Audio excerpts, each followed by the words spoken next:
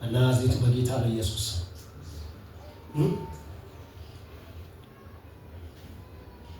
ሶስቱም ነገስታት ታውቃላችሁ ቤተክርስቲያን ለመንግስት ምንድናት? መፍትሄ ናት። አሁን ግን ነገሩ ተገላቢጦሽ ሆኖ መንግስት ነው ወደ ቤተክርስቲያን ጉዳይ ገብቶ መፍትሄ እየሰጠ ያለው። እግዚአብሔር ያድነን። ለምን አሜን አትይ? ለምን አሜን አትልም? አየህ ፍትህ የሚወጣው ከየት ነው? ከቤተ መቅደስ ነው። ህግ የሚወጣው ከየት ነው? ከቤተ መቅደስ ነው። ሀገርን የሚለውጥ ትእዛዝ፣ ሀገርን የሚለውጥ ኃይል የሚወጣው ከየት ነው? ከቤተ መቅደስ ነው። አሁን እነሱ ስርዓቶች ሁሉ ተገላበጡ። ስርዓት አጣ። ለምን ብትለኝ ያኛው የሚሰራው እግዚአብሔር ኃይሉ ጉልበቱ ደግሞ ሳይሆን ሰዎች ግን ተደበላለቁ፣ ተቀላቀሉ ከዓለም ጋር። አየህ ገባ፣ በሌላ መንፈስ ገባ። ስለዚህ አሁን መንግስት ራሱ ወርዶ ቤተክርስቲያን እየገባ እየሰራ ነው ያለው። በናዝሬቱ በጌታ በኢየሱስ ክርስቶስ ይህንን ግን አስራር የሚገለበት ትውልድ ይነሳል። አረ አሜን በለኛ። ይህንን አስራር ይህንን አካሄድ የሚቀይር ኦሪጂናሉን የመጀመሪያውን መልክ የሚያመጣ ትውልድ በኢትዮጵያ ይነሳል። በኢየሱስ ስም ይነሳል። አያችሁ አሁን እውነት እኮ ነው። እጇን ወደ መንግስት የዘረጋችው እኮ ቤተክርስቲያን ናት። መንግስት ነበር ወደ ቤተክርስቲያን መዘርጋት የነበረበት። መጽሐፍ ቅዱስ እናጠና በየትኛውም ታሪክ ማለት ነው አለቀ። ከቤተ መቅደስ ነው ህግም ትእዛዝም ስርዓትም ምንም ነገር የሚወጣው የሚለቀቀው። በናዝሬቱ በጌታ በኢየሱስ ስም እግዚአብሔር ይህንን መንፈስ ያስተካክል። አሜን ነው ወይ? ሶስቱ ነገስታቶች መጡ ኤልሳ ጋር እና ኤልሳ ደግሞ ኤልያስ በነበረበት ዘመን አክዓብን ጠንቅቆ ያውቀዋል። እየሰማችሁ ነው? ማንን?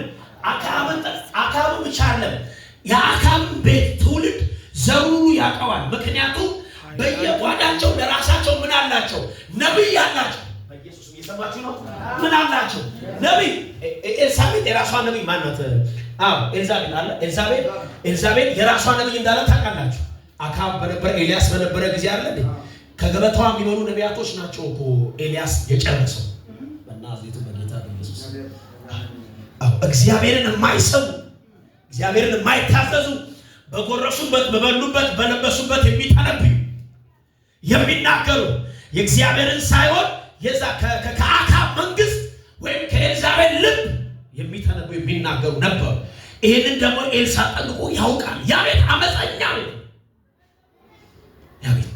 ቤት ነው እና ልክ የአክዓብን ልጅ ኢዮራምን ሲያየው አለ መጽሐፉ ያ መደበኛው አዲስ ትርጉም ማለት ነው ላንተ እንደው የይሁዳ ንጉስ ኢዮሳፍጥን አይቼ ባላከብር እግዚአብሔርን ባልፈራ ላንተ ምንም ደንታ የለኝም ነው የሚለው። ላንተ ምን የለኝም? ንጉስ ብትሆን ሶሪያን እያስተዳደርክ ሰማርያን እያስተዳደርክ በእስራኤል ላይ ነግሰህ እንኳን ተቀምጠ ቢሆናል ምንም ከዚህ አልቆጥርም፣ ላንተ ደንታም የለኝም ነበር አለ። ግን ካንተ ጋር ያለው ኢዮሳፍጥ የሚከበር ሰው የሚከበር የሚሰማ የሚደመጥ ሰው ነው።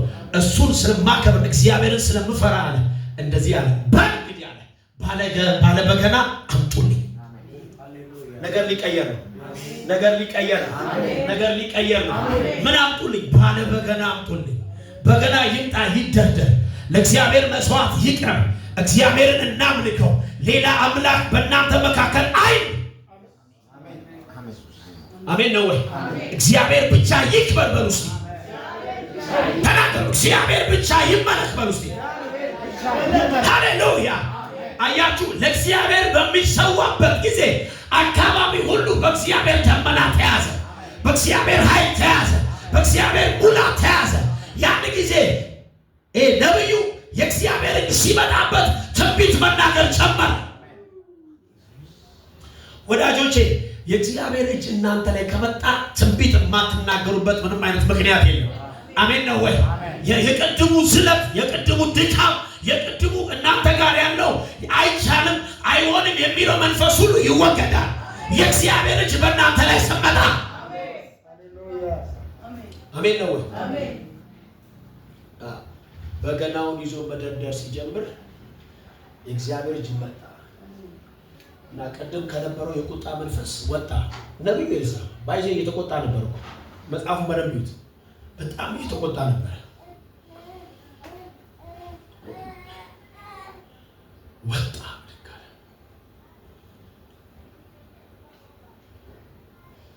እግዚአብሔር እጅ በእናንተ ይምጣ። አሜን። በእናንተ ላይ ይምጣ። አሜን። ከእግዚአብሔር ዓለም መቅዳት ጀመረ። እነሱ ይዘው የመጡት ጥያቄ ነበረ። አሁን ለሱ ጥያቄ መልስ የሚሆን ያለው ከሰማይ የሚከፈተውና የሚፈሰው የሚመጣው የእግዚአብሔር ድምጽ ብቻ ነው። ስለዚህ በእግዚአብሔር ድምጽ ካልተሸፈነ ካልተያዘ መልስ አይኖርም። ስለዚህ የሰራዊት ጌታ እግዚአብሔር እንደዚህ ይላል ማለት ጀመረ። አሁን በዚህ ሰዓት የእግዚአብሔር እቅድ እንደዚህ ነው አለ። ማሊካንታላ ራባሻ በዚህ ሰዓት የእግዚአብሔር ፕሮግራም እንደዚህ ነው አለ። ምንድነው አለ? ደመናንም አታዩ ንፋስንም አታዩ። አሁን የሚነፍስ ነገር ምንም ምልክት የሚታይ ነገር የለም አለ። ግን የምትፈልጉት ነገር ምን ያደርጋል? ይመጣላችኋል አለ። በዚህ ሸለቆ ምን አድርጉ? ጉድጓድን ቆፍሩ። ምን እያላችሁ መሰላችሁ? ሸለቆ በራሱ ምንድነው? ጉድጓድ ነው። አያችሁ? ሸለቆ መልሳችሁ ምን አድርጉት እያለ ነው። ሸለቆ አድርጉት። ጉድጓዱን መልሳችሁ ምን አድርጉት? ቆፍሩት። አው ዝቅ ያለውን ነገር መልሳችሁ ምን አድርጉት? ዝቅ አድርጉት አለ። ለምን? የሚመጣው ነገር ማለት ነው አሁን ባለው ሸለቆ ላይ ቢመጣ አለ የሚመጣው ከዛ ያለፈ ስለሆነ በናዝሬቱ መገለጥ የተናገርኩ ነው። ለመሰላችሁ ብትቆፍሩ የምትጠቀሙት እናንተ ናችሁ። ሸለቆ መልሳችሁ ሸለቆ ብታረጉት የምትጠቀሙት እናንተ ናችሁ። ምክንያቱም ሲባል ማለት ነው አሁን ባለው ሸለቆ ላይ ውሃ መሙላት ይችላል። ግን የውሃ መያዝ አቅሙ ሰፊ እንዲሆን በብዛት ወደ እናንተ በረከቱ እንዲመጣ ኃይሉ እንዲመጣ ምን አድርጉ? ቆፍሩ አለ። ኢየሱስ ለዘላለም ያድናል። ከዛ ይህ ሸለቆ በውሃ ይጥለቀለቃል፣ በውሃ ይሞላል አለ። ክብር ለእግዚአብሔር ይሁን። አይገርምም? ግን አይገርምም? ኢሚዲየት እርምጃ ወሰኑ።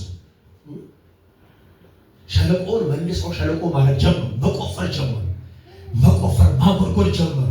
በቃ ውሃ ይመጣል። ንፋስ ባይታይም ሰማይ ባይጠቋቅርም ግን አሁን የሚመጣ ውሃ አለ። ለምን ሲባል እግዚአብሔር ተናግሯልና። ሻባሪካታላ ራባሻ ሬፔኬቴላ ራባሾዳ ለምን ሲባል እግዚአብሔር ተናግሯልና። በናዝሬቱ በጌታ በኢየሱስ ክርስቶስ ደመና ሳታዩ ንፋስ ሳታዩ እግዚአብሔር አምላክ ሸለቋችሁን በተአምራት ይሙላ። አቶስቺ ማሜን በይና በተአምራት ይሙላ። አያችሁ ደመናን አይተዋል። ትንቢት የሚናገሩ በአዲስ ኪዳን እንደነበሩ እግዚአብሔር ቃል ይናገራል። አረ ኢየሱስ ራሱ ተናገረ። ምን ብሎ? ሰማይ ሲጠቋቋ አይታችኋል። እናንተ ምን ይሆናል ትላላችኋል? ይዘንባል ትላላችኋል። አየ የሰማይ መጥቆር ለካ ዝናብን ሊያመጣ ነው ማለት ነው። ሊዘንብ ነው፣ ንፋስ ሲመጣ ሊዘንብ ነው ትላላችኋል። ኤልሳ እንደዚህ አለ። አሁን ሰማይ ሳይጠቁር አረ በእግዚአብሔር ሰማይ ምን ሳይጠቁር ምንም አይነት ምልክት ሳይታይ አሜን ነው ወይ? የደወለላችሁ ሰው ሳይኖር ቅባት እየመጣ ነው።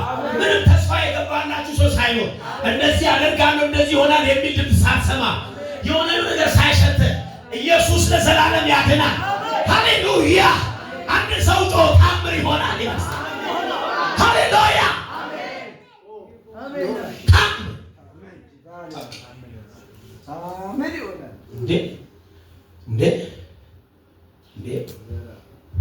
እንዴ እኔ ሁሌ የምወደው የምናገረው ቃል አለ። ይሄ መክሊት ተሰጥቶት አንድ የቀበራል አለ። መክሊቱን የቀበረው ሰውዬ በምንድን ነው የቀበረው? በጥቅስ ነው የቀበረው። ሰፊና በጣም ትልቅ ጥቅስ ይዞ ነው የቀበረው። አንተ አለ ጌታውን ማለት ነው ጨካኝና ኃይለኛ አምላክ እንደሆነ ወይ ጌታ እንደሆነ አውቃለሁ አለ። ከዛ አንተ እኮ አለ ካልዘራህበት የምታጭድ ነህ። እየሰማችሁ ነው? ምን ካላልክበት? ካልዘራህበት የምታጭድ ነህ። አሁን ዘርቶ ማጨድ የሰው ዓለም ነው። እግዚአብሔር ዓለም ላይ ዘርቶ ማጨድ የለም። እግዚአብሔር ለማጨድ መዝራት አይጠበቅበትም። አሜን። አረለገለ በጣም እግዚአብሔር ለማጨድ መዝራት አይጠበቅበትም። ኢየሱስ ለዘላለም ያድናል። እና አንተ ካልዘራበት የምታክ ካልበተንክበት ምን ምታረግ ነው? እኔ ማለት የበተንከውን ነገር ስትሰበስብ ቅድም የነበረው ይዘት ይኖራል አይደለ? ግን ካልበተንክበት ከሄዶ መሰበስበው ከሄድም ካልበተንክበት አሁን ኢየሱስ እንደዚህ አለ። በጣም ልክ ብለሃል አለ። እኔ አለ ካልዘራበት የማጭድ ካልበተንኩበት ሰበስብ ኃይለኛ አምላክ እንደሆንኩ እያወቅህ ግን ይህን መቅበር ልክ አይደለም ማለት ኢየሱስ ለዘላለም ያድናል። አያችሁ ሰማይ ሳይጠቋቁር እግዚአብሔር ዝናብ ይጥላል። የምናገረው ስለ ህይወታችሁ ነው፣ ስለ እናንተ ነው። በዚህ ጋር ምንም ፍንጭ ሳታይ፣ በዛ ጋር የመከፈት ነገር፣ በዛ ጋር የሆነ ነገር ሳትመለከት እግዚአብሔር ግን ድንገት ታምራት ያደርጋል። እኔ አምናለሁ ድንገት ታምራት ያደርጋል። ይኸው የእግዚአብሔር ቃል ሕያውና የሚሰራ ነው። ሁለትም አፍ ካለው ስለታም ሰይፍ ይልቅ የተሳለ ነው። ወደ ግራም ወደ ቀኝ አጥንትን ጅማትን ቁራይትን ልብን ሁሉ እስኪመረምር ድረስ ይወጋል፣ ይፈተናል።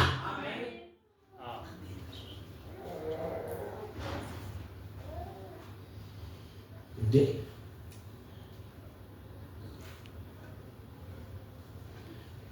የሚገርም ነው በእውነት ልንገራችሁ። እኛ አሁን የገባንበት ዓለም ይሄ ዓለም ይሰማል። እኛ ያለንበት ዓለም የመንፈስ ቅዱስ ዓለም፣ የእግዚአብሔር ዓለም፣ ያመንነው ዓለም ይሄ ዓለም ምልክት እያየን የምንከተልበት ዓለም ብቻ አይደለም።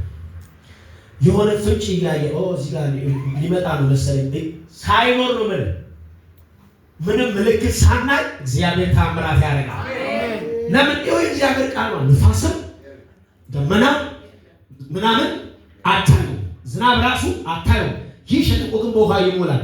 እየዋሻቸው እኮ አይደለም፣ በዝናብ አይደለም ሸለቆ እኮ የሞላው።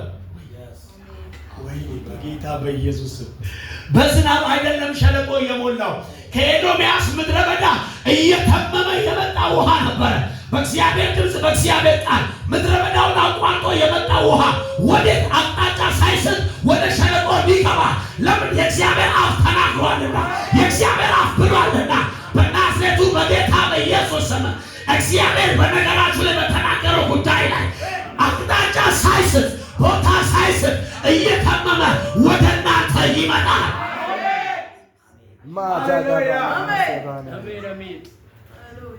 አይገርምም? አቅጣጫ ሳይስት እየተመመ በቃ አጠብቁ። ዝናብ ታምር ይሆናል በኢየሱስ በቃ አጠብቅ። ንፋስ ታምር ይሆናል። አጠብቂ። አንዳንድ ጊዜ ይሸተኛል ትላለህ፣ ወንድም ይሸተኛል ብለህ ይሆናል። በቃ ይሆናል። ሸቶ ምናምን ማለት ነው። ይታየኛል፣ አየዋለሁ ሲመጣ ምናምን ብለህ ይሆናል። እውነት ነው። አንዳንድ ጊዜ ማለት ነው የእግዚአብሔር አሰራር ይገርማል። ሳታይ ይመጣል። ጌታ ኢየሱስ አልጠበኩም ነበር የምትሉትን በረከት ትቀበላላችሁ። አሜን። እየጨረስኩ ነው ፕሮግራም። አልጠበኩም ነበር የምትለውን በረከት ትቀበላለህ። አልጠበኩም ነበር የምትለውን ኃይል ትቀበላለህ። አልጠበኩም ነበር የምትለውን ድል ትቀበላለህ። ማሸነፍ ትይዛለህ። አያችሁ አሁን ውሃ ብቻ አይደለም ማለት ሞዓብን ድል ታደርጋለህ፣ ትመታዋለህ። በሞዓብ አገር የተወደዱ መልካም መልካም የሆኑ ዛፎች አሉ። እነሱ ዛፎችን አሉ ቆርጣችሁ ትወስዳላችኋል። አሜን። ላምቦ ቃሉ አሜን። ይኸው እንዲህም ይላል፣ ንፋስ አታዩ፣ ዝናብ አታዩ፣ ይህ ሸለቆ ውሃ ይሞላል፣ እናንተም ከብቶቻችሁ እንስሶቻችሁም ትጠጣላችሁ። ይህም በእግዚአብሔር ዓይን ቀላል ነገር ነው። ደግሞ ሞዓብን በእጃችሁ አሳልፌ አሜን ነው ወይ? አሳልፎ ይሰጣል። የተመሸጉትንና ያማሩ ከተሞች ሁሉ ትመታላችሁ፣ የሚያፈሩትንም ዛፎች። ኧረ አንድ ሰው አሜን ይበል። ምን የሚያደርግ የሚያፈራ ዛፍ? የት ያለ ጠላት መንደር ያለ? የት ያለ ክፉ መንደር ያለ? የት አለ ሞዓብ ሰፈር ያለው? አሁን ሞዓብን ስትመታው፣ ከተማውን ስትመታ፣ ምሽጉን ስታፈርስ በረከቱን ይዘህ ትመጣለህ። ሃሌሉያ ትቆርጣላችሁ። የውሃ ምንጮች የእነሱን የውሃ ምንጮች በሙሉ ትደፍናላችሁ። መልካሞችን እርሻዎች ሁሉ በድንጋይ ታበላሻላችሁ። የማንን የጠላት ማሳ ይበላሻል። አለዚህ ክብር ለጌታ ለኢየሱስ ነው። የጠላት ማሳ ይበላሻል። የጠላት ዘር ይበላሻል። የጠላት ኃይል ይመታል። የጠላት ማኮብኮቢያ ይመታል። የጠላት ትምክህት ይመታል።